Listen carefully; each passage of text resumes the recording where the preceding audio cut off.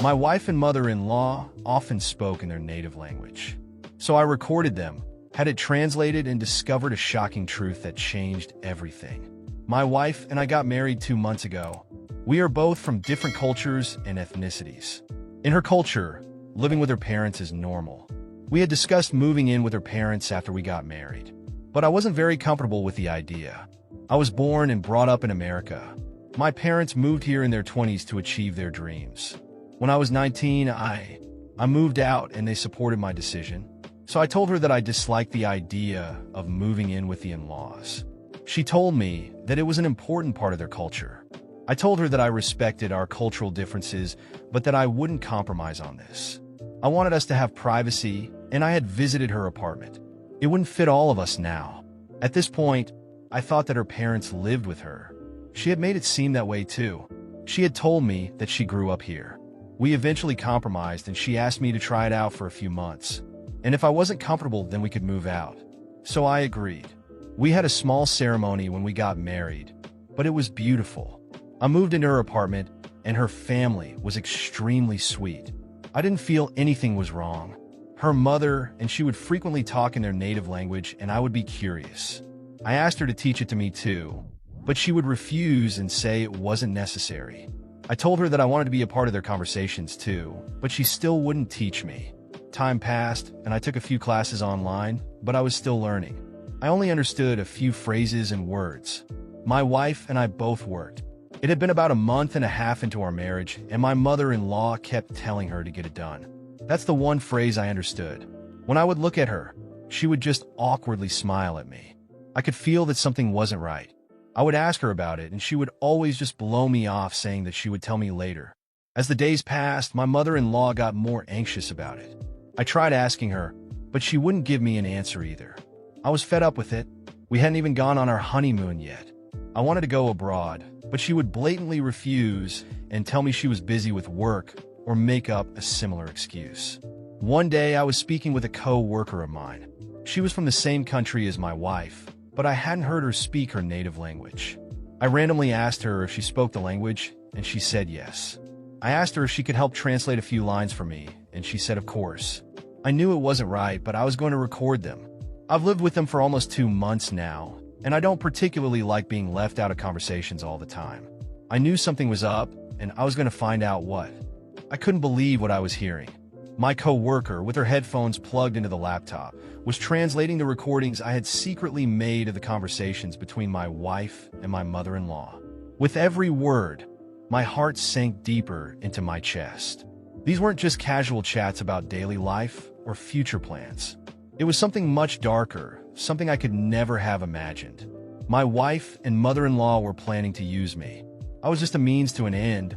Apparently, my mother-in-law was drowning in debt, and my wife, who had grown up here but maintained strong ties to her culture, had been pressured to find a solution. And that solution was me. They needed someone who could support them financially, someone who could pay off the family's debts and ensure they had a comfortable life. I was the perfect target, a naive, passionate American willing to do anything for the woman he loved. But it wasn't just that. There was more, much more. My mother-in-law was sick, something I had never known. She needed expensive treatment, and my wife had agreed to marry me to ensure I would pay for everything. They laughed in the recordings, mocking my naivety. My wife said things like, "He's so easy to manipulate. He believes everything I say." And my mother-in-law responded, "You did well choosing him. He's weak, but he has money." I felt betrayed in a way I never thought possible. Everything I had built with her, all the moments we shared, all the promises we made to each other, were a sham. I was just a pawn in their game. And the worst part was that I had genuinely fallen in love with her. I had trusted her, opened my heart and my life to her, and she had used that against me. I didn't know what to do. My first reaction was pure anger. I wanted to confront her immediately, expose her lies, and make it clear that I wasn't the fool she thought I was. But something inside me made me stop. I needed to think calmly. I needed to plan my next move. If they were playing a game with me, then I would play back, and I would play to win. In the following days, I pretended nothing had happened. I continued acting as if I were happy and carefree. I even started showing more interest in learning their language, just to keep them off guard. My wife seemed surprised but pleased with my new attitude. She had no idea I knew the truth. Meanwhile, I began planning my revenge. First, I needed to secure my financial safety. I had put a significant amount of money into a joint account with my wife, but now I knew I couldn't trust her. I slowly started transferring the money back to my personal account, making up excuses about investments and unexpected expenses. She didn't suspect a thing. Next, I began gathering evidence. I recorded more conversations, took photos of documents, and even followed my wife on some of her outings. I discovered she was in contact with a lawyer, likely planning how to leave me in the worst possible position if I found out the truth. I also found out she had a secret bank account where she was stashing money I had given her for household expenses. Over time, I had everything I needed. Now it was time to act. One night, after dinner, I sat down with her in the living room. I was calm but determined. She seemed relaxed, unaware of what was about to happen. "We need to talk," I said, looking directly into her eyes. She frowned but agreed. "Of course, what's wrong?" I took out my phone and started playing the recordings. Her expression changed immediately. She turned pale, and I could see the fear in her eyes. "What is this?" she asked, trying to stay calm. "This is you and your mother planning to use me," I replied, my voice steady. "I know everything. I know about the debts, about your mother's illness, about the fact that you only married me for money." She tried to deny it, but I kept going. "It's no use lying. I have proof of everything. Recordings, documents, photos. I know you have a secret bank account. I know you were planning to leave me in the worst possible position." She started crying, but I didn't let it sway me. "You betrayed me in a way I never thought possible. You used my love and trust against me, and now you're going to pay for it." I explained that I had already consulted a lawyer and was prepared to take the case to court. I had all the evidence I needed to ensure she and her mother wouldn't get a single penny from me. Besides, I was ready to expose their scam to all our friends and acquaintances. She begged for forgiveness, saying she was desperate and had no other choice. But I was no longer willing to listen to excuses. I had been deceived, betrayed, and humiliated, and now it was my turn to take control. In the days that followed, I moved to a hotel and began the divorce process. My lawyer made sure I was protected in every way, and I cut all ties with her and her family. I also exposed the truth to our mutual friends, ensuring no one else would fall into their trap. It was a difficult period, but I knew I had done the right thing. I had freed myself from a toxic and manipulative relationship, and now I was free to start over. Years later, I look back and see that this experience taught me a valuable lesson. I learned the importance of trusting my instincts and never underestimating the power of the truth. I also learned that, no matter how painful betrayal is, there's always a way to rise and move forward. Today, I'm in a much better place. I found someone who truly loves and respects me, and I'm grateful I had the strength to leave behind what wasn't good for me. Revenge may have been sweet, but the real victory was finding the peace and happiness I deserved.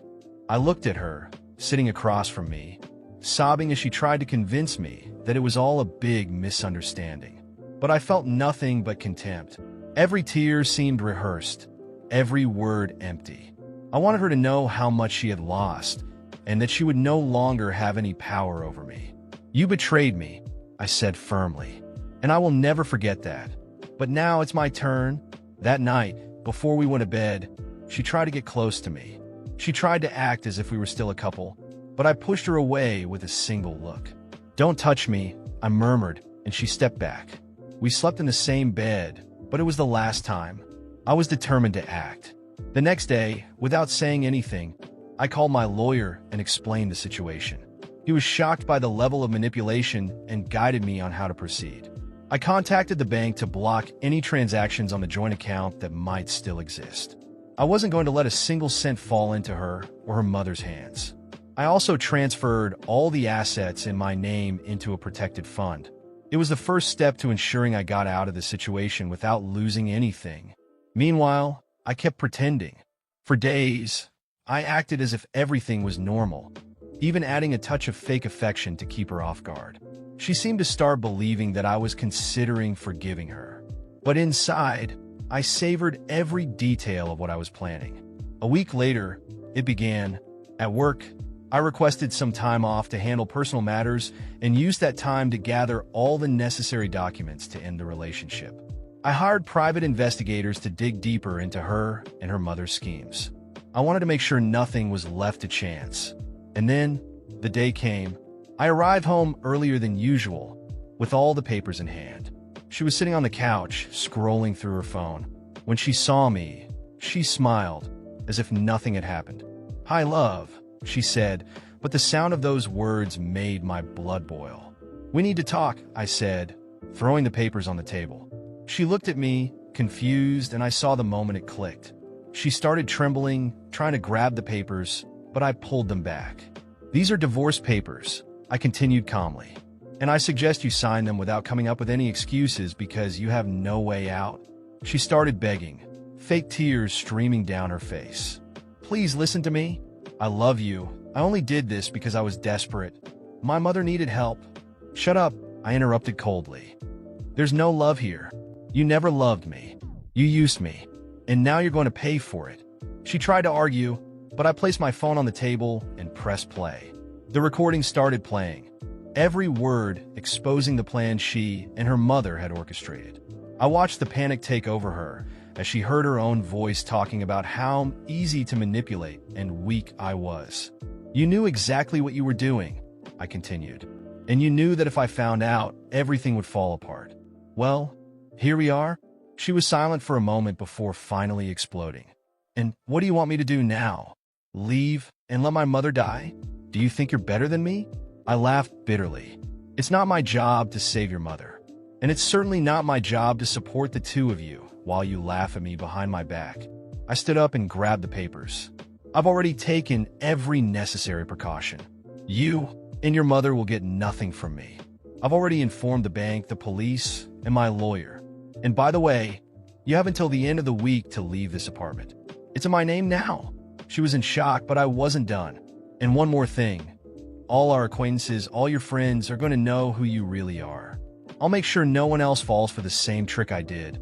That night, I packed my things and moved into a hotel. I didn't want to spend another second in that house. She called me dozens of times, but I blocked her number. My decision was made. In the days that followed, I finalized the divorce. My lawyer informed me that with all the evidence I had collected, she had no grounds to contest anything. Meanwhile, I anonymously shared the recordings on forums and social media platforms where she and her mother were known. The backlash was devastating for them. Friends and relatives began distancing themselves, and the gossip spread quickly. In the end, they were left alone, exactly as they deserved. Her mother had to sell what little she owned to pay off part of her debts, and my ex-wife tried everything to rebuild her life, but the damage was done. No one trusted them anymore. As for me, I started over. I moved to a new city, bought a new apartment, and, for the first time in months, felt peace. Looking back, I realized that the greatest revenge was reclaiming my life and letting them sink into the mess they created. They tried to destroy me, but in the end, they were destroyed by their own choices. And me? I moved forward stronger than ever.